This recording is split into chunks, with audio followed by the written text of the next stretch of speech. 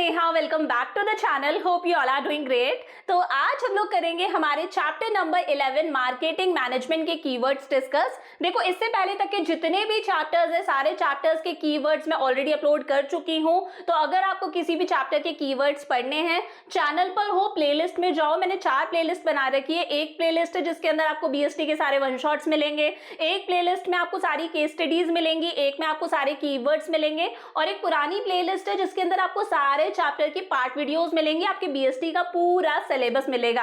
तो शुरू करते हैं चैप्टर नंबर 11 मार्केटिंग मैनेजमेंट के कीवर्ड्स। देखो, कीवर्ड्स मतलब अगर आपकी केस स्टडी में ये वर्ड्स आते हैं, ये क्लूज आपको मिलते हैं, तो आपको केस स्टडी देखकर समझ में आ जाएगा यार ये केस स्टडी कौन से कॉन्सेप्ट से बिलोंग करती है, यहाँ पर किस टॉपिक की बात करी गई है। शुरू करते हैं। Management of all the activities related to market. Market से रिलेटेड सारी एक्टिविटीज का प्रॉपर मैनेजमेंट क्या कहलाता है? मार्केटिंग कहलाता है। Discovering need and want of customer. Customer की नीड्स का पता लगाना कि यार कस्टमर क्या चाहता है, कस्टमर की क्या नीड्स हैं, क्या वांट्स हैं, और कस्टमर की नीड्स को सेटिस्फाई करना। अगर ऐसा कुछ भी आपकी केस स्टडी में लिखा हुआ आता है, समझ जाना किसकी बात करी गई है? मार्केटिंग की बात करी गई है। Main motive of marketing. Marketing का मेन मकसद क्या होता है? मार्केटिंग का मेन मकसद होता है कस्टमर की नीड्स और वांट्स को सेटिस्फाई करना। मार्केटिंग का मेन मकसद अपने प्रोडक्ट को सेल करना नहीं होता। मार्केटिंग का मेन मकसद क्या है? कस्टमर की नीड्स और वांट्स को सेटिस्फाई करना। कस्टमर सेटिस्फेक्शन सबसे इंपॉर्टेंट है।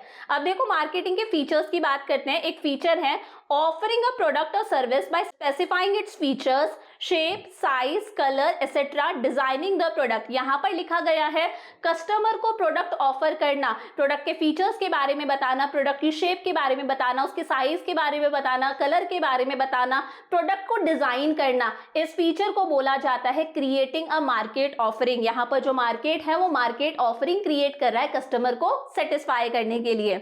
एक फीचर है offering extra benefit then your competitor या फिर add value to the product. अगर ऐसा कुछ भी लिखा हुआ आता है कि आप अपने प्रोडक्ट में क्या एक्स्ट्रा दे रहे हो, आपका प्रोडक्ट आपके कॉम्पिटिटर से अच्छा क्यों है, लोग आपका प्रोडक्ट क्यों खरीदे, आपके कॉम्पिटिटर का क्यों ना खरीदे, इस फीचर को बोला जाता है कस्टमर वैल्यू। आप अपने कस्टमर को कोई वैल्यू दे रहे हो, कुछ एक्स्ट्रा चीज दे रहे हो ताकि कस्टमर आपसे वो प्रोडक्ट खरीदे, आपके कॉम्पिटिटर से ना खरीदे। अब देखो, कुछ फिलॉसफीज की बात करते हैं, कुछ कॉन्सेप्ट्स की बात करते हैं। Large scale production to decrease cost. बहुत सारा प्रोडक्शन करना, लार्ज स्केल पे प्रोडक्शन करना, मास प्रोडक्शन करना, ताकि आपकी पर यूनिट की कॉस्ट ऑफ प्रोडक्शन कम आए। जब हम बहुत सारा प्रोडक्शन करते हैं तो पर यूनिट की जो कॉस्ट ऑफ प्रोडक्शन है, बनाने की कॉस्ट है, वो कॉस्ट कम आती है। और ऑब्वियस ही बात है, जब आपकी कॉस्ट कम आ रही है तो आप अपने प्रोडक्ट को भी सस्ते में बेचोगे, आपकी सेलिंग प्राइस भी कम होगी और कस्टमर इजीली आपका प्रोडक्ट खरीद सकता है। तो large scale production to decrease cost या फिर मास लेवल पर प्रोडक्शन आप कर रहे हो ताकि आप अपने प्रोडक्ट को एक लो प्राइस पर सेल करो। इस फिलॉसफी को बोला जाता है प्रोडक्शन कॉन्सेप्ट। क्या कहते हैं? Production concept. Good quality product, अच्छी क्वालिटी का प्रोडक्ट बनाना, एक्स्ट्रा या फिर एडेड फीचर्स इन प्रोडक्ट। आपके प्रोडक्ट के अंदर एक्स्ट्रा फीचर्स है, एडेड फीचर्स है, इस कॉन्सेप्ट को बोला जाता है प्रोडक्ट कॉन्सेप्ट। इस फिलॉसफी को क्या कहते हैं? Product concept. Focus on increasing sales. कुछ भी करके आपको अपनी सेल्स को इंक्रीज करना है। Aggressive promotional techniques. आप अलग अलग तरह की प्रमोशनल टेक्निक्स यूज करते हो ताकि जो भी आपने प्रोड्यूस करा है आप उसे जल्दी से मार्केट में सेल कर सको। Attracting customers. आप कस्टमर्स को अट्रैक्ट कर रहे हो ताकि आपकी सेल्स इंक्रीज हो। Sell whatever produce. यहाँ पर इससे मतलब नहीं है कि कस्टमर की क्या नीड्स हैं, कस्टमर की क्या वांट्स हैं, आपने जो भी प्रोड्यूस करा है बस आप अलग अलग तरह की प्रमोशनल टेक्निक्स यूज करके उस प्रोडक्ट को मार्केट में सेल करते हो। इस फिलॉसफी को बोला जाता है सेलिंग कॉन्सेप्ट। क्लियर है यहाँ तक? आगे है कस्टमर सेटिस्फेक्शन। कस्टमर सेटिस्फेक्शन सबसे मेन है। Focus on need of the customer. Customer की नीड पर फोकस करना कि कस्टमर की क्या नीड्स हैं, कस्टमर की क्या वांट्स है, कस्टमर को सेटिस्फाई करना। इस फिलॉसफी को बोला जाता है मार्केटिंग कॉन्सेप्ट। क्या कहते हैं? Marketing concept. और लास्ट है customer satisfaction within ethical boundaries of our society. आप कस्टमर को सेटिस्फाई करो, बट कस्टमर को सेटिस्फाई करने के पीछे इतने पागल मत हो कि आप सोसाइटी को कोई नुकसान पहुंचा रहे हो। फॉर एग्जाम्पल एग्जांपल मैं कहती हूँ कि भाई कस्टमर को सेटिस्फाई करने के लिए आप ड्रग सप्लाई कर रहे हो, तो आप कस्टमर सेटिस्फैक्शन का तो यहाँ पर ध्यान दे रहे हो, बट आप सोसाइटी की एथिकल बाउंड्रीज के अंदर काम नहीं कर रहे। तो आप कस्टमर सेटिस्फैक्शन के बारे में सोचो, बट इस तरह से सोचो कि हमारी सोसाइटी को और हमारे कस्टमर्स को कोई हार्म नहीं होना चाहिए।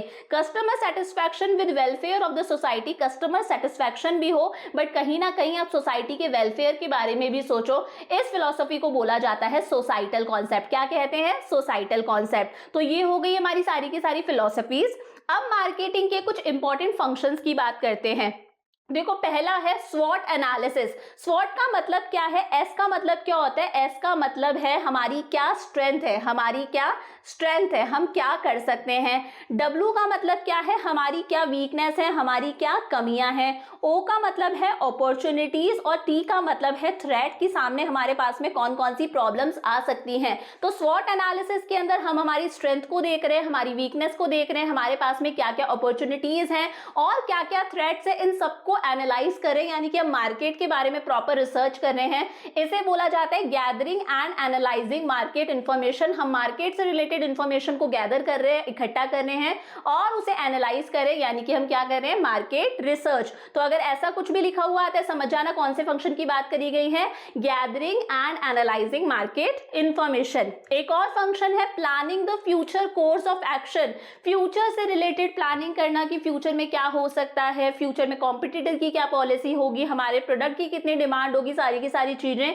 इसे बोला जाता है हम लोग क्या करें? मार्केट से रिलेटेड प्लानिंग। फिर है डेवलपिंग अ प्रोडक्ट। अल्टीमेटली अपने प्रोडक्ट को डेवलप करना, अपने प्रोडक्ट को डिजाइन करना, इसे बोला जाता है प्रोडक्ट डिजाइनिंग एंड डेवलपमेंट। क्या कहते हैं? Product designing and development. Quality standards and range of product. देखो, कहीं पर भी अगर क्वालिटी स्टैंडर्ड्स मेंशन हो, रेंज ऑफ प्रोडक्ट मेंशन हो, मतलब हम किसकी बात करें? स्टैंडर्डाइजेशन एंड ग्रेडिंग की बात कर रहे हैं। स्टैंडर्डाइजेशन मतलब प्रोडक्ट की क्वालिटी को मेंटेन करके चलना। अगर आप एक 99 रुपीज वाली निविया की क्रीम की बात करते हो, तो मेरे यहाँ पर भी उसकी क्वालिटी वही मिलेगी, आपके यहाँ पर भी उसकी क्वालिटी वही मिलेगी, चाहे हम कहीं पर भी रह रहे हो। साथ में रेंज ऑफ प्रोडक्ट का मतलब है अगर आपका कोई भी प्रोडक्ट है, सपोज आप मोबाइल फोन सेल करते हो, तो वो कौन कौन सी प्राइस में अवेलेबल है। वो 6 to 10,000 में भी अवेलेबल होगा, 11 to 15,000 में भी अवेलेबल होगा, 15 to 20 में भी अवेलेबल होगा। तो आपके प्रोडक्ट की रेंज डिसाइड करना कि आप अपना प्रोडक्ट कौन कौन सी प्राइस पर सेल करोगे। अगर ऐसा कुछ भी लिखा हुआ आता है, मतलब यहाँ पर किसकी बात करी गई है? Standardization and grading.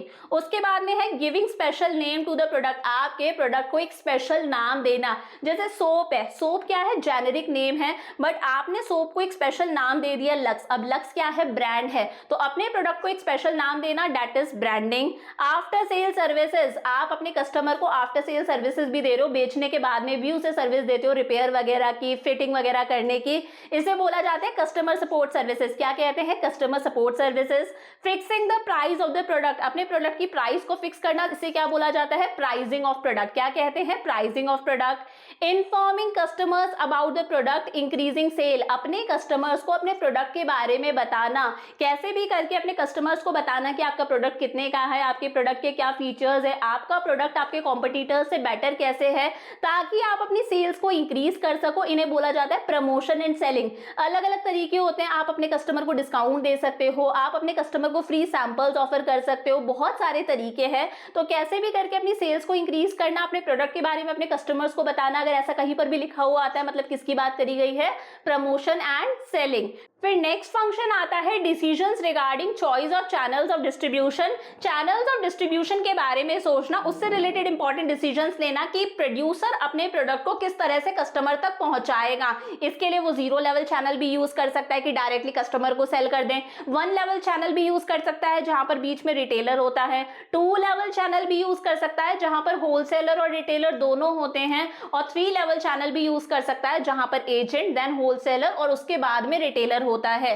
तो चॉइस करना, डिसीजन लेना डिस्ट्रीब्यूशन चैनल से रिलेटेड। मेंटेनिंग इन्वेंट्री, इन्वेंट्री के बारे में सोचना कि यार कितना स्टॉक मेंटेन करके रखना है, कितना रॉ मटेरियल का स्टॉक रखना है, कितना फिनिश्ड गुड्स का स्टॉक रखना है और किस तरह से आप अपने गुड्स को स्टोर करके रखोगे ताकि जब डिमांड आए तब आप अपने प्रोडक्ट को सेल करो। आपका प्रोडक्ट किस तरह से आप वेयर हाउसेज में, गोडाउन में सेफ रखोगे, खुद के गोडाउन में रखोगे या गवर्नमेंट के वेयर हाउसेज में रखोगे। तो ये सारे डिसीजंस को बोला जाता है फिजिकल डिस्ट्रीब्यूशन। क्या कहते कहते हैं फिजिकल डिस्ट्रीब्यूशन। फिर बात आती है फिजिकल मूवमेंट ऑफ गुड्स। अब एक्चुअली आपके गुड्स का क्या हो रहा है, फिजिकल मूवमेंट हो रहा है। जो गुड्स है वो प्लेस ऑफ प्रोडक्शन यानी कि फैक्ट्री से कहां जा रहे हैं, प्लेस ऑफ कंजम्पशन यानी कि कस्टमर तक गुड्स की एक्चुअली अब फिजिकल ट्रांसपोर्टेशन हो रहा है, इसे बोला जाता है ट्रांसपोर्टेशन। और लास्ट है keeping goods safe till they are demanded. Goods को सेफ रखना, गुड्स को वेयर हाउसेस में रखना, गोडाउन्स में रखना जब तक उनकी डिमांड नहीं आ रही, ताकि जब डिमांड आए तब आप एक अच्छी प्राइस पर अपने गुड्स को बेच सको और आपके गुड्स जो है वो सेफ भी रहेंगे।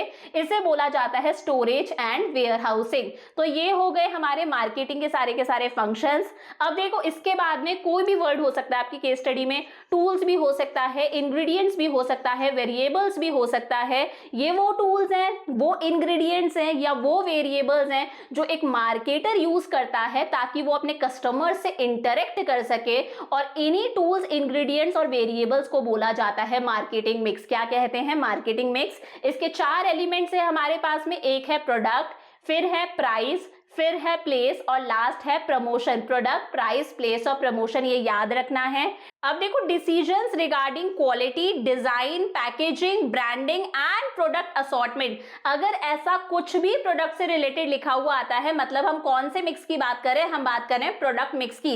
अगर आप डिसीजंस लेते हो प्रोडक्ट की क्वालिटी से रिलेटेड, प्रोडक्ट की डिजाइन से रिलेटेड, प्रोडक्ट की पैकेजिंग से रिलेटेड, प्रोडक्ट की लेबलिंग से रिलेटेड, उसकी ब्रांडिंग से रिलेटेड, प्रोडक्ट असॉर्टमेंट से रिलेटेड, यानी कि यहाँ पर कौन से मिक्स की बात करी गई है, प्रोडक्ट मिक्स की, याद रखना है। आइडेंटिफिकेशन ऑफ प्रोडक्ट, आप प्रोडक्ट को देखते ही पहचान जाओ ये क्या है, उसकी ब्रांड है।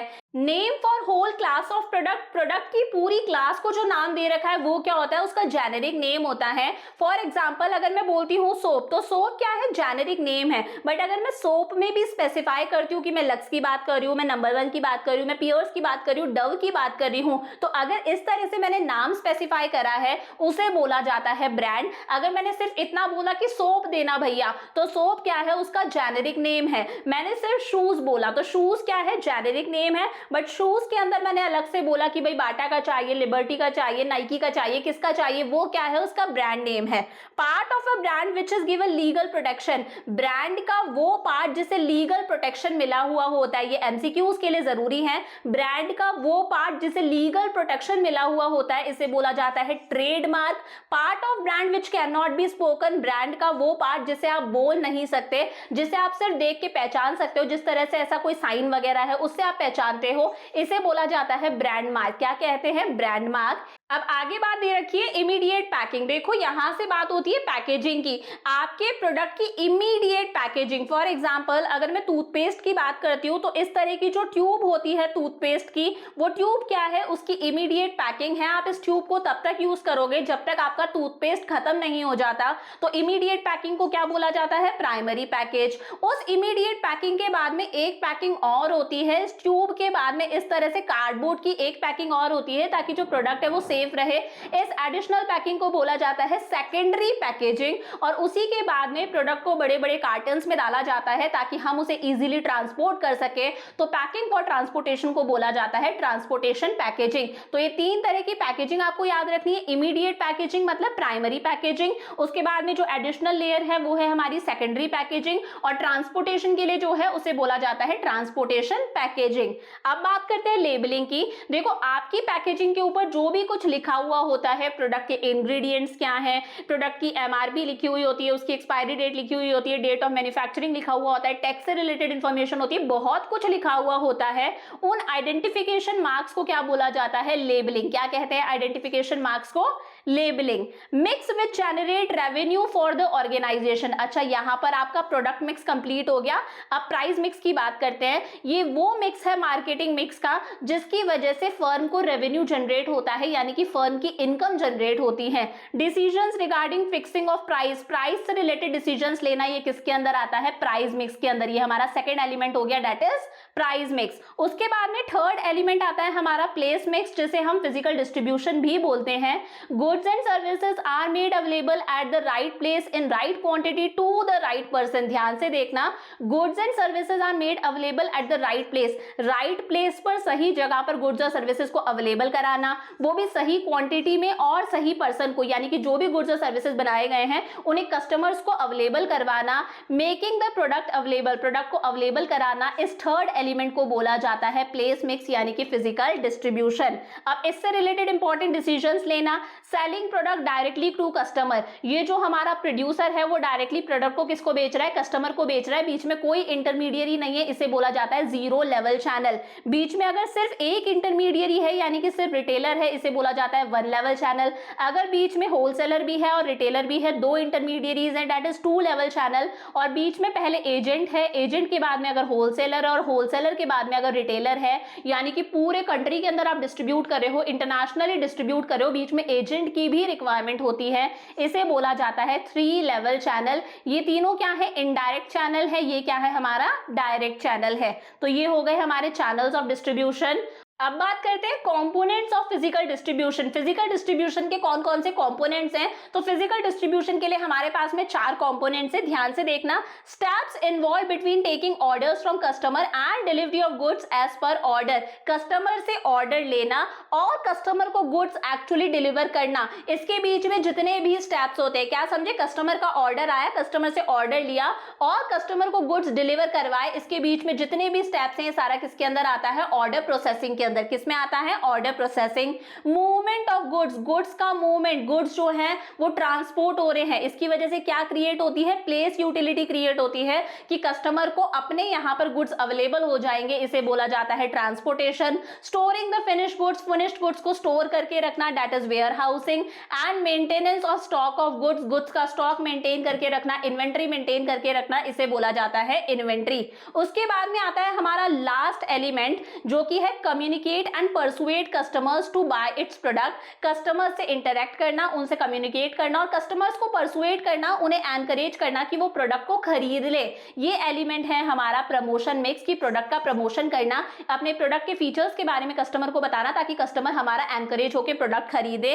तो इसके अंदर इसके 4 एलिमेंट्स है, एक है एडवर्टाइजिंग, एक है सेल्स प्रमोशन, एक है पर्सनल सेलिंग और एक है पब्लिक रिलेशन। ध्यान से देखना कैसे पहचानोगे। एडवर्टाइजिंग के लिए वर्ड्स क्या आते हैं, नॉन पर्सनल प्रमोशन है या फिर यहां पर आइडेंटिफाइड स्पॉन्सर होता है। पेड फॉर्म ऑफ प्रमोशन है, यहां पर कोई फेस टू फेस इंटरेक्शन नहीं है, तो इस एलिमेंट को बोला जाता है एडवर्टाइजिंग। कैसे वर्ड्स आएंगे, नॉन पर्सनल है, आइडेंटिफाइड स्पॉन्सर है और पेड फॉर्म है। सेल्स प्रमोशन के लिए कैसे वर्ड्स आते हैं, शॉर्ट टर्म इंसेंटिव्स, हम कस्टमर को कुछ छोटे छोटे से इंसेंटिव्स दे रहे हैं शॉर्ट पीरियड ऑफ टाइम के लिए, जैसे डिस्काउंट दे दिया, रिबेट दे दिया, फ्री सैंपल्स ऑफर कर दिया, लकी ड्रॉज वगैरह हो गए। प्रमोशनल एक्टिविटीज हम यूज करते हैं, जैसे वही डिस्काउंट है, सैंपल्स है, प्रीमियम्स है, लकी ड्रॉज है, ये सारी चीजें किसके अंदर आती हैं, सेल्स प्रमोशन के अंदर। थर्ड है पर्सनल सेलिंग, अपने गुड को कस्टमर को फेस टू फेस सेल करना, यानी कि फेस टू फेस इंटरेक्शन है यहाँ पर। Personally inducing customers to buy the product, आप फेस टू फेस कस्टमर को प्रोडक्ट बेच रहे हो तो आप साथ साथ में कस्टमर को इंड्यूस करते हो, इसे एनकरेज करते हो कि वो प्रोडक्ट खरीद सके। अगर कस्टमर को प्रोडक्ट पसंद नहीं आ रहा तो आप कहीं ना कहीं उसे कन्विंस करने की भी कोशिश करते हो, तो फेस टू फेस इंटरेक्शन यानी कि पर्सनल सेलिंग। और लास्ट है improves image of company, company कुछ ऐसी एक्टिविटीज करती है, बिजनेस कुछ ऐसी एक्टिविटीज करता है जैसे सोसाइटी से रिलेटेड कुछ कर दिया, जिसकी वजह से कंपनी की, बिजनेस की जो सोसाइटी के मन में इमेज है वो इमेज डेवलप होती है, बिजनेस की रेपुटेशन ग्रो करती है, बिजनेस की गुडविल बनती है, अच्छी इमेज बनती है। इन सब चीजों को बोला जाता है पीआर यानी कि पब्लिक रिलेशन। तो ये हो गए हमारे सारे के सारे मार्केटिंग मैनेजमेंट के कीवर्ड्स। आप स्क्रीनशॉट ले सकते हो। एक काम करो, जैसे ही सारे चैप्टर्स के कीवर्ड्स कंप्लीट हो जाएंगे, क्लास चैप्टर और रहता है, मैं आपको चैप्टर 1 से लेके चैप्टर 12 तक के सारे कीवर्ड्स की पीडीएफ दे दूंगी। तो I will see you in the next class. Bye bye.